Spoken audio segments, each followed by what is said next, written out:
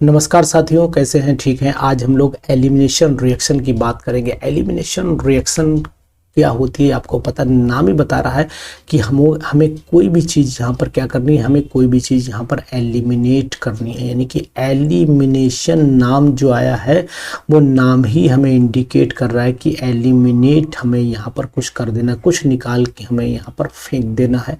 This is called elimination reaction.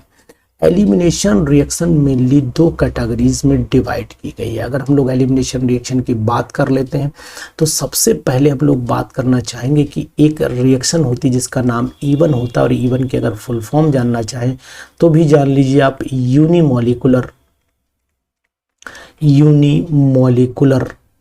Nucleophilic unimolecular elimination और reaction कहलाती है।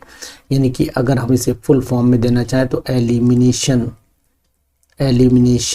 और रिएक्शन कहलाती है। यहाँ पर ये बात आप ध्यान रखिएगा, एलिमिनेशन रिएक्शन कहलाती है।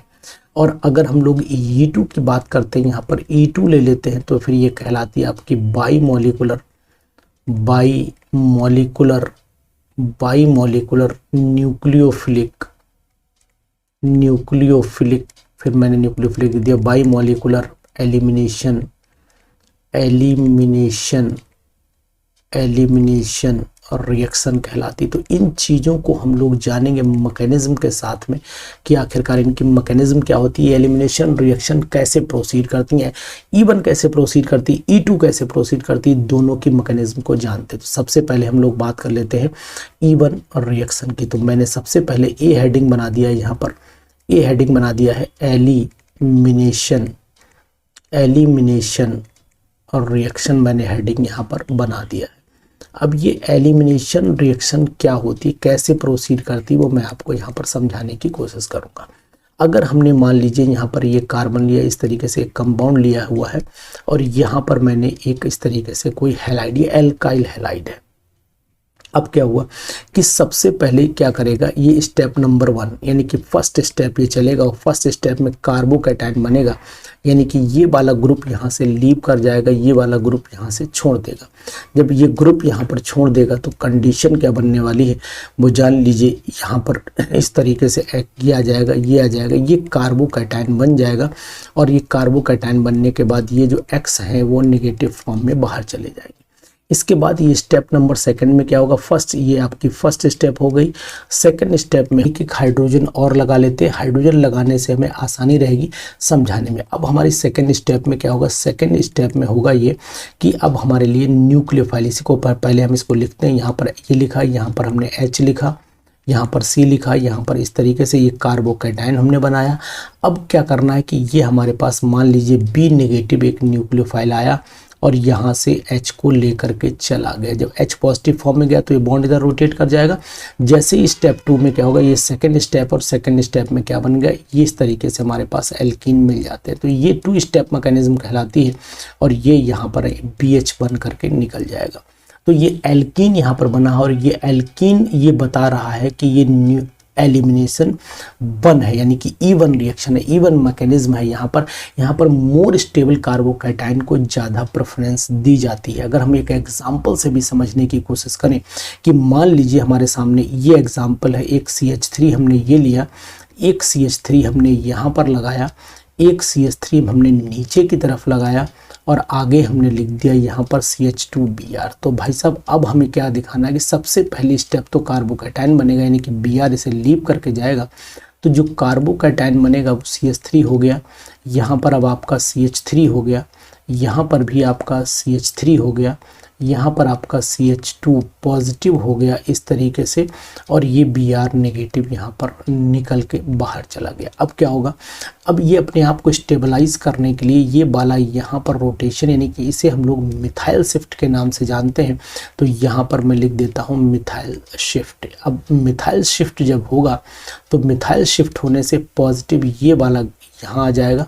तो कंडीशन यानी कि कैटायन कार्बोकैटायन टर्सरी हो जाएगा, और टर्सरी कार्बोकैटायन आप जान रहे होंगे कि यहाँ पर पॉजिटिव आ गया, और ये आपका हो गया CH2 2 और ये आपका CH3। इसको आप ऐसे भी लिख सकते हैं, चाहें तो इस वाले H को छोटा सा हम अलग करके भी लिख सकते हैं, यानी कि सिंपल सी बात ये है, इस वाले H को हम ऐसे भी दिखा सकते हैं, कोई दिक्कत वाली बात नहीं है। अब क्या होगा कि ये कार्बोकैटायन हो गया। अब इस कंडीशन में पॉसिबिलिटी क्या बन सकती है, वो पॉसिबिलिटी भी मैं आपको दिखाई दे रहा हूँ। अगर मान लीजिए यहीं पर जो हमने बनाया हुआ है, इसी कंडीशन में अगर हम काम एक छोटा सा ये कर लें कि अगर हम लोग इस H को हटाएं और एल्कीन जैसे कि, यानी कि यहाँ से H पॉजिटिव, ये वाला जो H दिख रहा है, ये अपना इलेक्ट्रॉन यहाँ पर दे दे, और इलेक्ट्रॉन देने के बाद जो कंपाउंड बना करके हमें दे, वो कंपाउंड क्या हो जाए वो मैं आपको दिखा दे रहा हूँ कि CH3, यहाँ पर CH3 और यहाँ पर डबल बॉन्ड आ जाएगा, ये CH रह जाएगा और ये CH3, यानी कि -H पॉजिटिव यहाँ से रिलीज हो सकता है। तो इस तरीके से जो ये प्रोसेस हुआ है, ये E1 मैकेनिज्म का प्रोसेस है।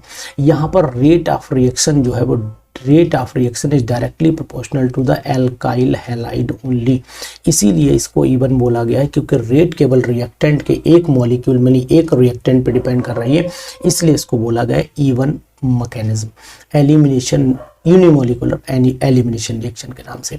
अब हम लोग बात कर लेते हैं E2 की। E2 मैकेनिज्म में क्या होता है, E2 यानी बाई मॉलिकुलर एलिमिनेशन रिएक्शन की बात करते हैं। यहाँ पर मैं लिख देता हूँ बाई मॉलिकुलर एलिमिनेशन रिएक्शन की बात कर रहा हूँ। यहाँ पर एलिमिनेशन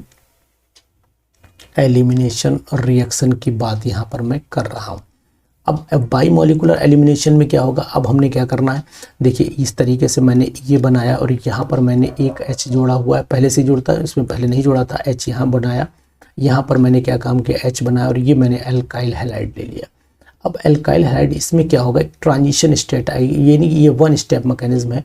यहाँ पर न्यूक्लियोफाइल इस तरीके से गया, यानी B नेगेटिव यहाँ पर गया, और B नेगेटिव जब इसके ऊपर अटैक करने गया तो ये यहाँ से रिलीज़ करने की कंडीशन में आएगा, यानी कि ये जाने कंडीशन में। तो ट्रांजिशन स्टेट जो बनेगी वो क्या बनेगी, वो आप समझ लीजिए, ये वाला ये हो जाएगा, ये बॉन्ड वीक बनेगा, ये बॉन्ड ऐसे करके वीक बना दीजिए, और इससे भी B जुड़ेगा तो B भी वीक बनेगा, और उसके बाद यहाँ पर C हो गया, यहाँ पर H हो गया, और यहाँ पर आपका H हो गया, और ये बॉन्ड भी अब वीक हो जाएगा। अब इस कंडीशन में क्या होगा कि ये ट्रांजिशन स्टेट कहलाएगी, और ट्रांजिशन स्टेट बहुत ज़्यादा लंबी स्टेट नहीं होती है, अनस्टेबल स्टेट होती है, और अनस्टेबल स्टेट होने की वजह से अब होगा क्या वो जान लीजिए। ये इसे लेकर के, ये भाई क्या होगा, ये बॉन्ड कमज़ोर पड़ गया तो ये निकल गया, और ये बॉन्ड इसे लेकर के चला जाएगा तो यहाँ कौन सा आ जाएगा, डबल बॉन्ड आ जाएगा, यानी कि नेक्स्ट स्टेप जो होगी यहाँ पर रेट, ये स्लो स्टेप कहलाएगी, और स्लो स्टेप का मतलब हो गया रेट इन दोनों पे, इस पे भी डिपेंड करेगा, इस पे भी डिपेंड करेगा, तभी तो E2 में काउंट होगा।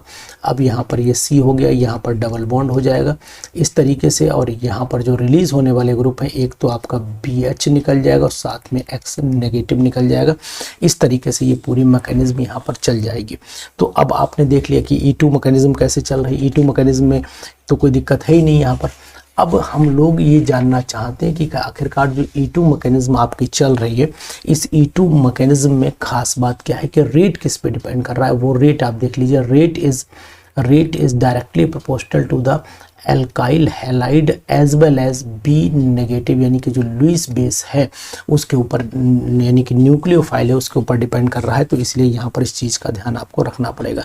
ये 1 स्टेप मैकेनिज्म कहलाती है, ये 1 स्टेप मैकेनिज्म कहलाती है, यानी कि इसको हम लिख देते हैं 1 स्टेप मैकेनिज्म बोल देते हैं, और इससे पहले वाली 2 स्टेप चलती है। अगर आपको ये पोर्शन नहीं दिखाई दे रहा है तो ये पोर्शन मैं उठा करके यहाँ शिफ्ट कर दे रहा हूँ, यानी एरो में बना रहा हूँ यहाँ पर, और इसी को मैं वहाँ मिटा नहीं रहा हूँ, यानी कि C डबल बॉन्ड इस तरीके से C बना होगा, ये बनाया हुआ है, और साथ में बनाया हुआ है आपका प्लस पे BH बनाया हुआ है, और साथ में बनाया है X नेगेटिव। अगर यहाँ पर नहीं दिख रहा है तो यहाँ पर देख लीजिए, मैं यहाँ पर स्टार लगा दे रहा हूँ। जो चीज़ यहाँ पर बनी वही चीज़ यहाँ पर बनी हुई, क्योंकि यहाँ पर हो सकता है हम आपको दिखाई दे रहे हैं, तो इसलिए इस चीज़ को मैंने समझाया आपको। और इसी तरीके से बहुत सारी मैकेनिज्म है, जैसे SN1 SN2 मैकेनिज्म, वो भी मैंने ऑलरेडी समझा रखी है।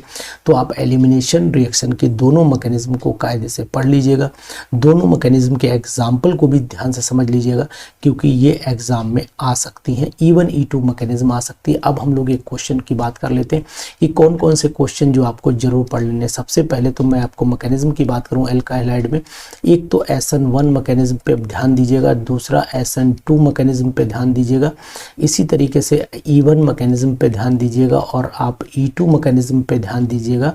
इसी तरीके से अगर हम लोग बात कर लेते हैं तो एक अभी मैंने आपको पढ़ाया था कि एंकाइमेरिक इफेक्ट, एंकाइमेरिक असिस्टेंस पे ध्यान दे लीजिएगा, एंकाइमेरिक असिस्टेंस पे ध्यान दे लीजिएगा, असिस्टेंस पे ध्यान दे लीजिएगा। चौथा पॉइंट हम आपको बता रहे हैं कि आइसोटोपिक इफेक्ट यानी आइसोटोप इफेक्ट पे भी आप ध्यान दीजिएगा। तो ये सब चीज़ें आपके लिए एग्ज़ाम में बहुत हेल्पफुल होने वाली हैं। तो इस वीडियो को ज़रूर देखिए और अपने दोस्तों तक पहुंचाइए, क्योंकि वो भी तैयारी कर रहे हैं, आप ही अकेले तैयारी नहीं कर रहे हैं, उनकी तैयारी में भी कुछ मदद मिल पाए। बाकी नोट्स PDF की अगर ज़रूरत आपको पड़ती है तो उसके लिए मेरे कांटेक्ट में आ जाइएगा। नंबर आपको मैं दे दे रहा हूँ 9473702711 पे आइए, मैं आपकी मदद ज़रूर करूँगा।